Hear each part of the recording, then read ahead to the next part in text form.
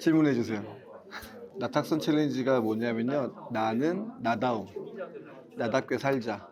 이 땅에 그냥 태어난 사람은 아무도 없다 생각하거든요. 이 땅에 태어난 이유가 있고 살아가는 이유, 존재 이유가 있다 생각해요. 그래서 나답게 살자라는 그런 뜻에서 나다움에 대한 키워드를 잡은 거고, 두 번째는 탁월했으면 좋겠다. 기왕 하는 거, 기왕 사는 거 좀 탁월했으면 좋겠는데, 그 탁월함에 대한 부분들은 저는 첫 번째 해석에 대한 부분이라고 생각해요.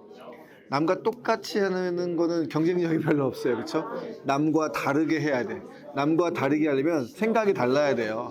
그래서 해석에 실제 차이가 있어야 된다 생각해요. 해석을 어떻게 할 것인가에 대한 부분들이 첫 번째 탁월함인 거고, 두 번째는 직면해야 돼요. 마주해야 돼. 자기한테 주어진 과제에 대해서 도망가고 회피하면 안 되거든요. 그래서 우리가 챌린지 앤 리스판스라고 얘기하잖아요. 역사가 리더를 세우는 방법은 챌린지를 주고 그 챌린지에 리스판스 하는 사람을 리더로 키웠어요. 다시 말하면 리스판스 하는 사람한테 주어진 축복이 어빌리티고, 그 어빌리티를 갖고 있는 사람이 책임지면서 리더가 됐던 거죠. 그래서 탁월해지자. 그리고 세 번째, 그 탁월함을 통해서 내가 속한 사회를 건강하게 만들자. 선한 영향력을 끼치자. 아픈 문제들을 같이 해결하면서 탁월함으로, 나다움으로 해결하면서 굿 임팩트를 하나씩 만들어 갔으면 좋겠다 생각해서 나탁선 챌린지 스쿨을 만들게 된 거예요. 여러분, 직장을 다니다 보면은 우리는 경주마가 될 수밖에 없어요. 나라는 원래 본캐가 있었는데 부캐를 들고 많이 회사에 출근하거든요. 정말 나로서 살고 싶고 탁월하게 살고 싶고 뭔가 나만의 거를 엣지 있게 만들고 싶다라고 생각하시는 분들은 나탁선 챌린지에 오세요. 같이 와서 공부하고 여러분의 미래를 여기서 같이 그려갔으면 좋겠습니다. 청년들에게만 필요한 게 아니에요. 경력 보유 여성한테도 필요하고요. 퇴직을 앞둔 사람한테도 필요하고요. 퇴직 이후에 계신 분도 필요하고, 직장 다니는 사람들한테 정말 필요합니다. 나답게, 탁월하게, 멋지게, 그리고 내가 속한 공동체를 굿 임팩트를 주면서 그렇게 살고 싶은 분들은 같이 오셔서 공부했으면 좋겠습니다. 오세요.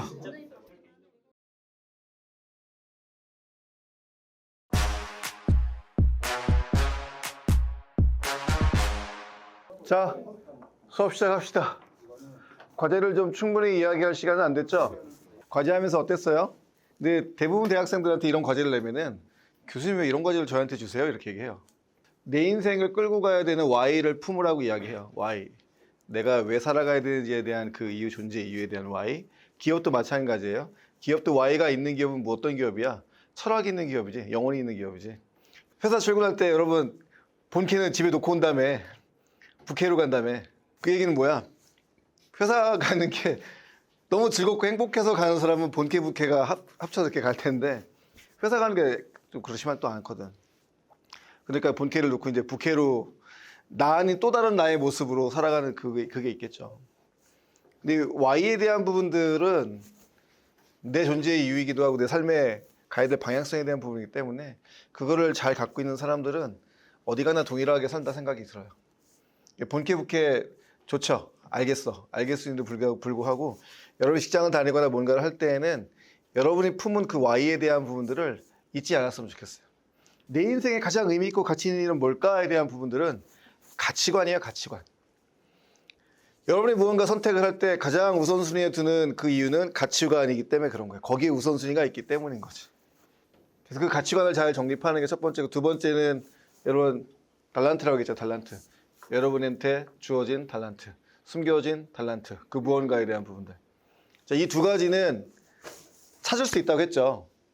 어떻게 찾을 수 있어요? 어떻게 하면 찾을 수 있죠? 도전을 해야 되는데, 도전을. 그렇죠?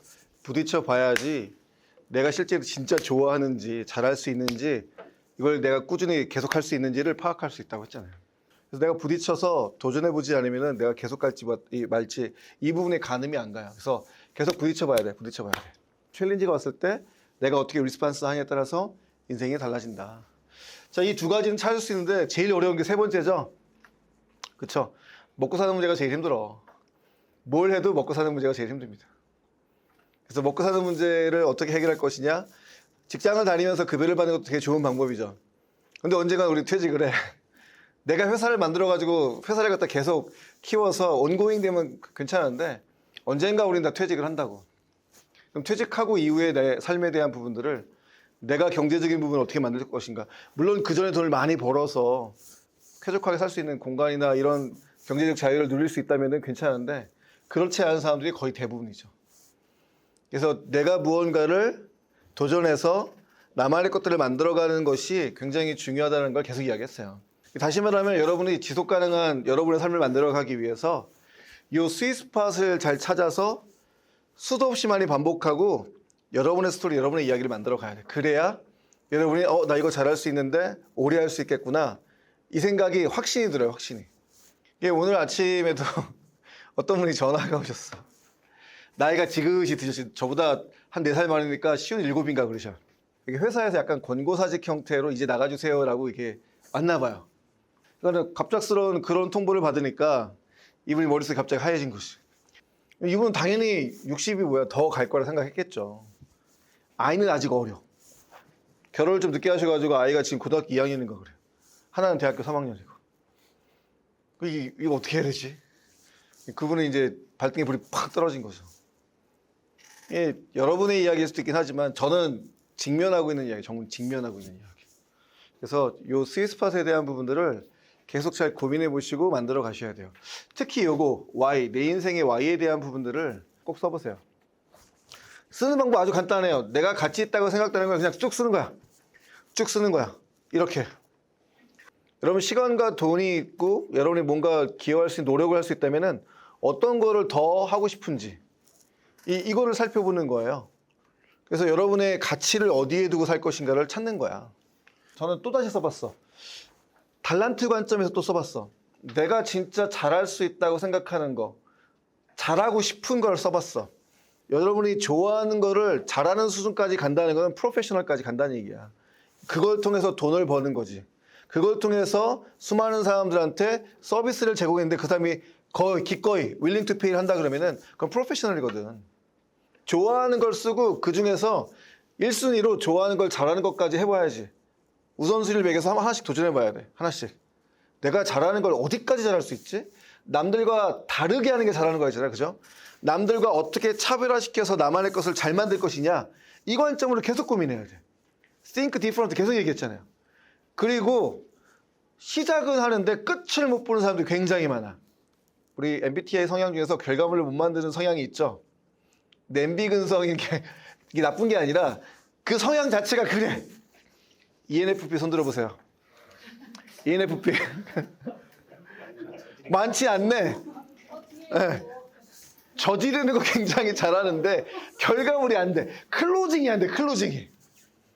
그래서 클로징을 잘하는 사람이랑 페어가 돼야 돼. 페어가. 짝이 되어서 같이 해야 돼. 예. 내가 갖고 있는 성향의 이 보완점들을 잘할 수 있는 사람이랑 페어를 이뤄야 돼요. 그래서 팀을 이루면 돼. 그래서 혼자 하지 말라는 거야. 같이 하라는 이야기야. ENFP 성향 우리 제자들이 굉장히 많거든. 보고 있으면은 아직도 안 돼 있어. 막 열정이 있어가 처음에 뭐 우와 이렇게 가다가 시간이 지나면은 없어. 아무것도 된 게 없어. 너 뭐하니? 아직도 안 됐니? 교수님 안 되던데 좀만 기다려. 시간이 돼도 안 돼. 그 얘기는 뭐예요? 순간적인 열정은 있는데 더 중요한 건 뭐예요? 순간의 열정을 습관화시키는 게 훨씬 중요해요. 순간적인 열정을 습관화시키고 규칙화시켜야 돼. ENFP 같은 사람은 특별히 더. NFP가 다 그래, 대부분이. 그래서 습관화시키는, 규칙화시키는 자기 루틴을 만드셔야 돼. 언제까지? 결과물이 나올 때까지. 저희 와이프한테 인정받은 게 딱 하나 있어, 설거지. 요리 더럽게 못해요. 요리는 여러분 김국 들어봤어요? 김국? 물 끓이고 거기다 김 집어넣으면 국이야. 김국. 내가 결혼해서 와이프한테 끓여준 유일한 국이 김국이에요. 김국. 요리는 전혀 관심이 없어. 먹는 거는 관심이 있어. 요리는 관심이 없어. 여러분이 여러분 스스로를 좋아하는 것도 써도 좋은데 잘하고 싶은 걸 써도 돼요. 그 잘하고 싶은 거를 어디까지 잘할 수 있을까를 여러분이 테스트 해봐야 돼요. 여러분 스스로를. 그래야 여러분의 삶이 증명이 돼. 난 여기까지 할 수 있구나. 이거보다 더 한 단계 더 할 수 있겠는데? 더 할 수 있겠는데? 그런 자신감이 생겨. 중요한 건 뭐예요? 너무 크게 하지 말고 think big 하되 act small 해서 작은 성공을 계속해서 하나씩 만들어 가야 돼. 그 작은 성공이 쌓이잖아요. 그러면은 자신감이 생겨. 실패해도 괜찮다. 자신감이 생겨서 그보다 조금 더 큰 거를 시도할 용기가 생긴다고. 마지막에 여러분 이거 했었잖아요. 그쵸? 하여튼 여러분이 생각하는 여러분의 모습과 남들이 여러분이 바라보는 그 모습이 전혀 다를 수가 있다. 근데 중요한 거는 그냥 있는 그대로 받아들이셔야지 승질내면은 도움될 거 하나도 없어요. 그래서 원래 이제 나를 알아가는 거에서 마지막에 하는 게 이거예요. 그래서 여러분이랑 한 달 동안의 프로젝트를 하면서 한 명 한 명 제가 물어볼게. 그래서 너의 미션은 뭐냐 이거 물을 겁니다. 너의 미션. 왜 사니?에 대한 이해. 왜 사니? 왜 그렇게 사니? 나 이렇게 살아. 이 얘기예요. 이해되시죠? 이거를 여러분의 언어로 조작적 정의죠. 여러분의 언어로 쓰란 이야기야. 남의 이야기를 쓰는 게 아니라. 이거는 뭘까요? 이거는 비전이에요. 비전. 비전은 목적을 달성하는 데 필요한 스태핑 스톤이에요. 내 삶의 존재 이유가 이거면은 이 삶의 존재 이유를 만들어가기 위해서 중간 단계의 골이 있죠. 목표가 있죠. 저는 2020년까지 이 목표를 가지고 달려갔어요. 2014년, 15년부터. 5년 단위로 이걸 계속 갱신하고 있거든. 2020년에 저희 목표였고 2025년까지 목표는 이거예요. 스타트업 CEO 양성, 컴퍼니 빌더 양성, 임팩트 인베스터 양성. 다 뭐예요? 사람이에요. 사람. 저는 사람을 키우는 거에 미쳤다. 그게 아까 얘기했잖아요. 목적, 살아가는 존재 이유가 세상을 바꾸려고 하는 저의 전략은 사람을 키우는 것이다. 각 요소마다, 각 카테고리마다 그런 사람들을 키워서 어차피 제가 다 못하기 때문에 그 사람들이 더 큰 일을 할 수 있도록 돕는 게 제가 해야 될 일인 것 같아요. 저한테 맡겨주신 일인 것 같아요. 그래서 그거에 저는 이게 올인하고 싶은 거예요. 돈 버는 거 어떻게든 되겠죠. 돈 버는 거에 대한 부분들은 할 수 있을 걸 생각해. 맘만 먹으면 더 할 수 있다 생각해. 근데 여기에 더 마음을 먹어가지고 그럴 뿐이지. 그래서 여러분들도 여러분의 미션과 비전에 대한 게 명확하게 있으셔야 돼. 이거를 매일매일 봐요. 저는 매일매일. 매일매일 보고 내가 가고 있는 좌표니까 이 길을 내가 제대로 가고 있느냐를 보는 거야. 점검하는 거지. 그래서 내가 가야 될 좌표를 정확하게 정하고 그 방향대로 우직하게 걸어가는 사람. 여러분이 그렇게 살았으면 좋겠어요. 맨 마지막, 그래서 이 모든 걸 쫙 웅집해가지고 퍼스널 브랜딩을 하셔야 돼요. 퍼스널 브랜딩. 여러분 하면 딱 떠오르는 사람. 이주열 하면 딱 나다움, 자기다움. 나탁성 딱 떠오르게끔. 여러분 하면 딱 뭐가 떠오를지. 그래서 가장 나를 잘 설명하는 키워드가 뭐냐? 이건 브랜딩이에요. 여러분이 여러분 스스로에 대해서 브랜딩을 하셔야 돼. 마케팅하고 브랜딩은 달라요. 마케팅은 내가 떠드는 거야. 내가 막 떠드는 거야. 내가 이 분야에서 제일 잘났어. 이렇게. 내가 제일 잘나게 떠드는 거야. 브랜딩은 뭐예요? 남이 떠들어주는 거야. 남이. 이 분야에서는 저분이 최고야. 여러분, 그게 브랜딩이야. 여러분이 마음껏 떠드는 거는 다 마케팅이야. 마케팅도 좋긴 하지만 다른 사람, 타인이 여러분을 인정해 준다고 하면은 그게 여러분한테는 브랜딩이 쌓여가는 거예요. 그래서 저 같은 경우에는 함축적인 브랜드를 만든 게 따스한 탁월함 이주열, 제 브랜딩을 만든 거예요. 여러분 이름 세 글자 앞에 여러분을 설명하는 그 무언가가 딱 떠오르게. 근데 중요한 거는 저 브랜드를 만들어 가기 위해서 행동 목표를 가는 게 더 중요할 수 있어요. 이 행동을 꾸준히 함으로 인해서 저 사람의 모습이 되어가는 거예요. 브랜딩이 되어가는 거야. 이 행동이 없으면 저것도 없어. 저거는 뭐예요? 그냥 허울 좋은, 이거 그냥 빛 좋은 개살구야. 저거 다 거짓말이랑 허상이지, 허상. 허상이 아니라 내실을 다지려면은 이거를 해야 돼, 반드시. 이 액티비티를, 이 행동 목표를 가지고 움직여야 실제로 그 사람의 내면이 탄탄해져요. 왜냐면 저 사람, 만나봤더니 아무것도 없어요. 만나봤더니 저 사람 거짓말이에요. 만나봤더니, 그냥 저 사람 허세만 가득해요. 이러면 안 되지. 브랜딩은 진정성이 또 이게 생명이거든. 그럼 그걸 가지고 내가 계속 살아가는 거야. 살아가다가 나이가 되면 좀 바뀔 수도 있어요. 괜찮아. 좀 더 멋있어지겠지. 좀 더 나빠지진 않아. 좀 더 멋있어지고, 좀 더 세련돼지고, 좀 더 실제화 되겠죠. 그래서 삶으로 증명하라는 거예요. 삶으로. 딴 게 아니라. 살면서 여러분의 삶으로 여러분 스스로를 증명해냈으면 좋겠습니다. 저희 총장님이 오셨기 때문에 저보다 저희 보스시고 제가 존경하는 분이시고 저희 서울벤처대학원대학교 이 학교의 총장님이시고 그전에는 뉴욕주립대학교 총장님이셨죠. 저희 김시호 총장님 여러분 격려하고 싶으셔서 찾아오셨습니다. 자, 박수할 때 여러분 어떻게 해야 돼요? 그죠?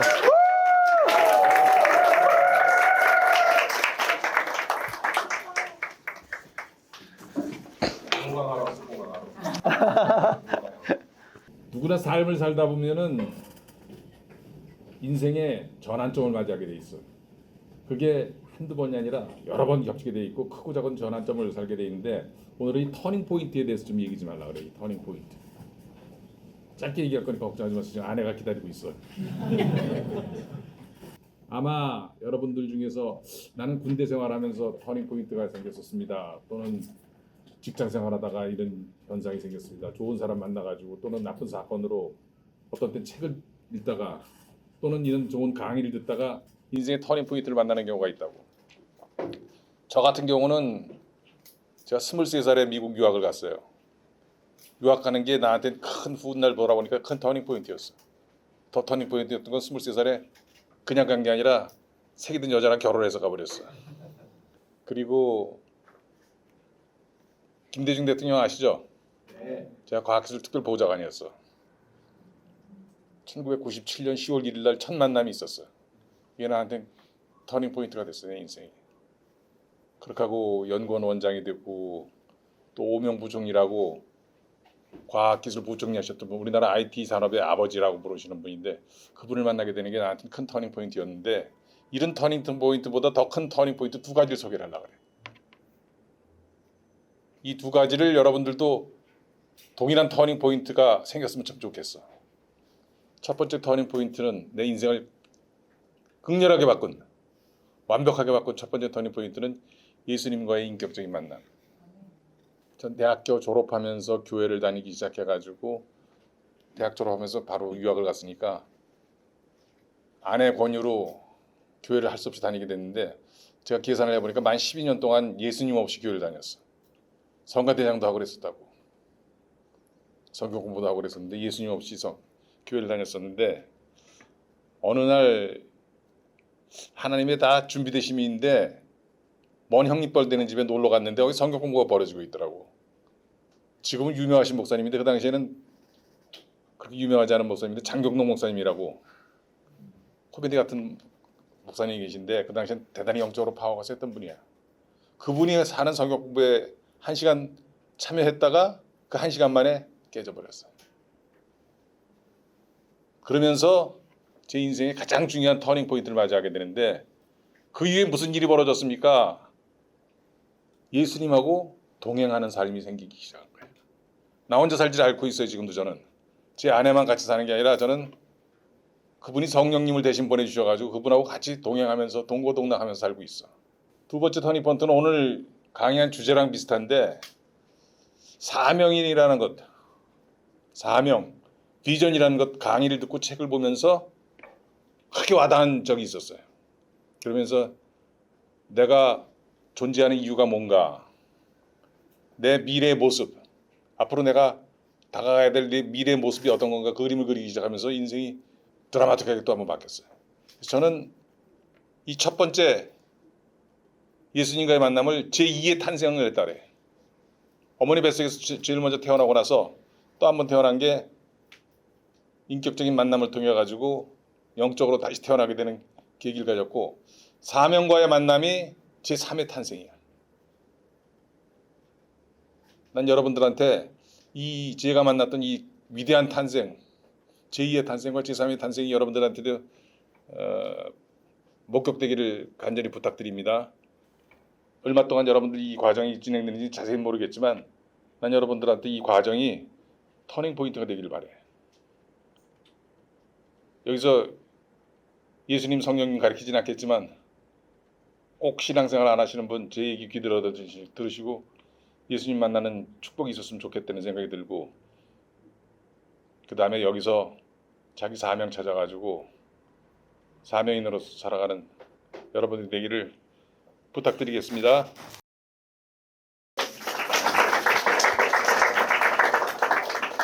기다리는 와이프한테 가보겠습니다.